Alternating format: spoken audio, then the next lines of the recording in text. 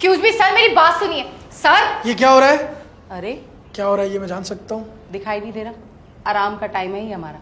और तुमसे रोका नहीं गया? कोई भी क्लास में चला आएगा ऐसे? मैम मैंने बहुत रोका, लेकिन ये गवार अंदर चला है, इसने मेरी एक नहीं सुनी। कौन सी क्लास है ये?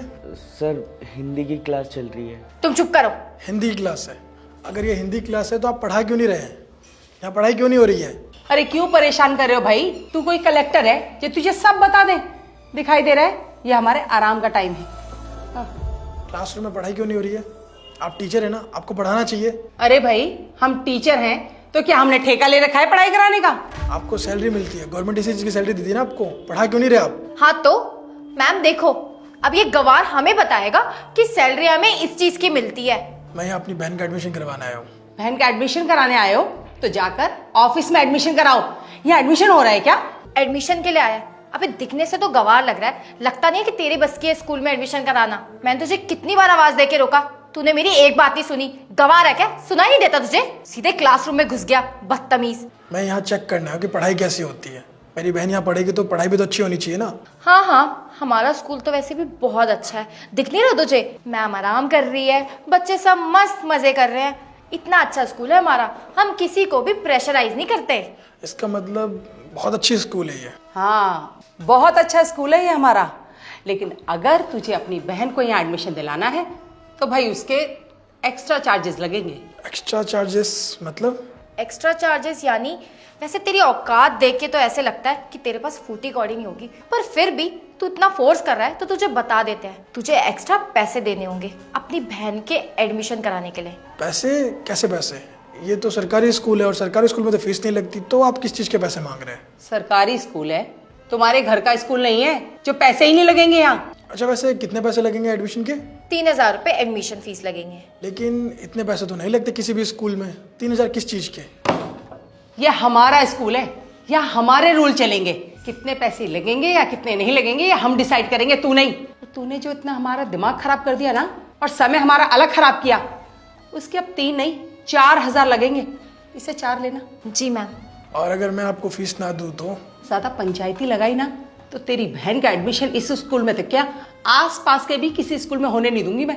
आपको पता है आप बहुत बदतमीज है और टीचर को ऐसा शोभा नहीं देता है। टीचर को हमेशा बच्चों को अच्छी शिक्षा देना चाहिए, लेकिन आप लोग टीचर के नाम पे कलंक है।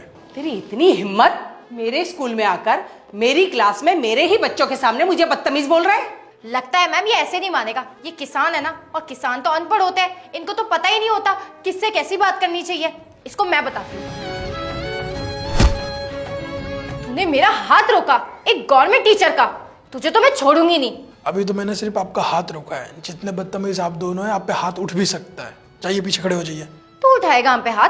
तेरी इतनी हिम्मत है कौन तू? सर आप यहाँ? मैं बाहर आपका वेट कर रहा था। बस मैं ये देखने आया था कि स्कूल में कैसी पढ़ाई हो रही है। आज मैंने देख भी लिया और सुन भी लिया और ये जान भी लिया कि आप कैसे टीचर है। सर आप हैं कौन? मैम मैंने सर का आज इंटरव्यू देखा था न्यूज़पेपर में। ये शहर के नए जिला कलेक्टर है। इनके बारे में न्यूज़पेपर में बहुत कुछ लिखा था। इन्हें करप्शन बिल्कुल भी नहीं पसंद। ये कहीं भी जाते हैं, अगर इन्हें थोड़ी भी गड़बड़ लगती है ये तुरंत उन्हें सस्पेंड कर देते हैं। इन्हें करप्शन और अपना काम ना करने वाले लोगों से सख्त नफरत है। सर हमें माफ़ कर दीजिए, हम आपको पहचान ही नहीं पाए, प्लीज़ सर। बस बस रहने दीजिए। मैं जान गया आप लोगों के बारे में, आप कैसे टीचर है। आपको ऐसा शोभा नहीं देता है। आप टीचर हो के बच्चों को गलत शिक्षा देते हैं। नहीं सर ऐसी कोई बात नहीं है, हम बच्चों को बहुत अच्छे से पढ़ाते हैं। आप चाहें तो पूछ सकते हैं।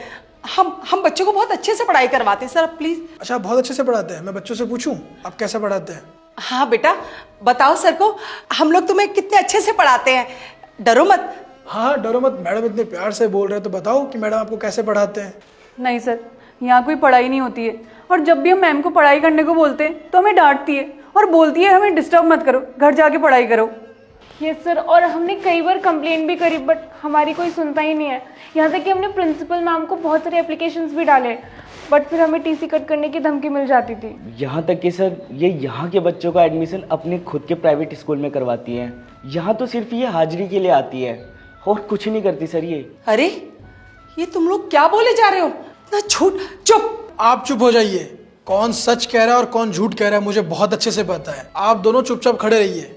बोलो सच।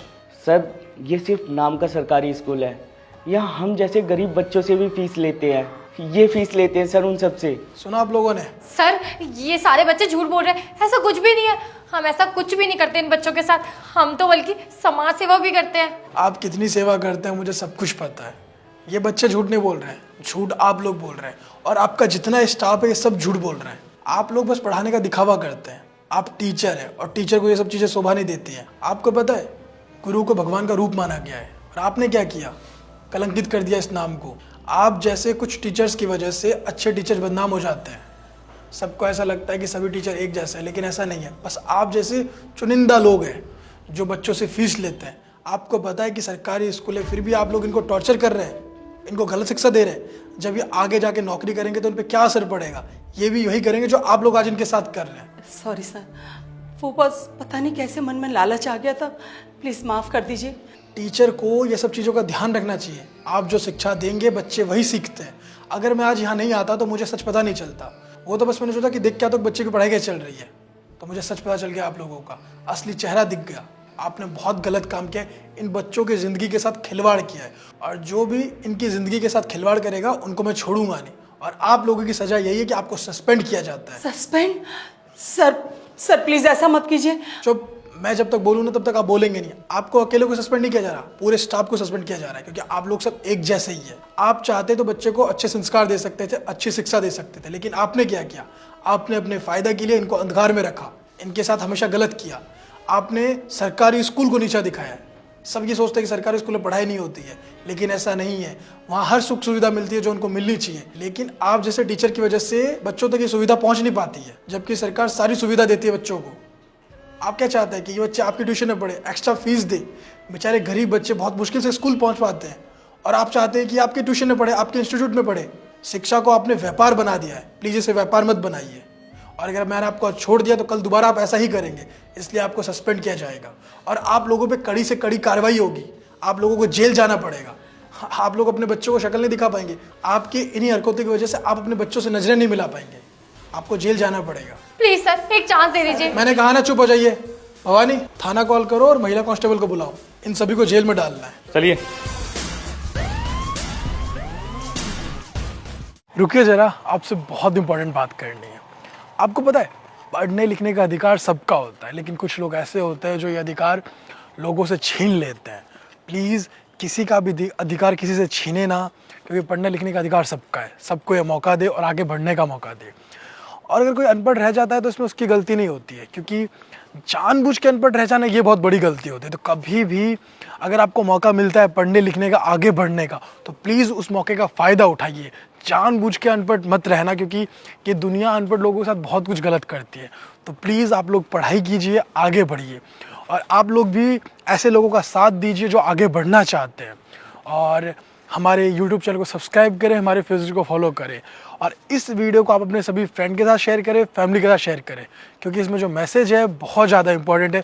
तो जल्दी से इस वीडियो को सभी के साथ शेयर कीजिए, और आपको ये वीडियो कैसी लगी है कमेंट करके बताइए। मैं आप लोगों के कमेंट का वेट कर रहा हूँ, और बस शेयर कीजिए, जल्दी से रुकिए मत, शेयर कीजिए, और हमेशा से मुस्कुराते रहिए, खुश रहिए।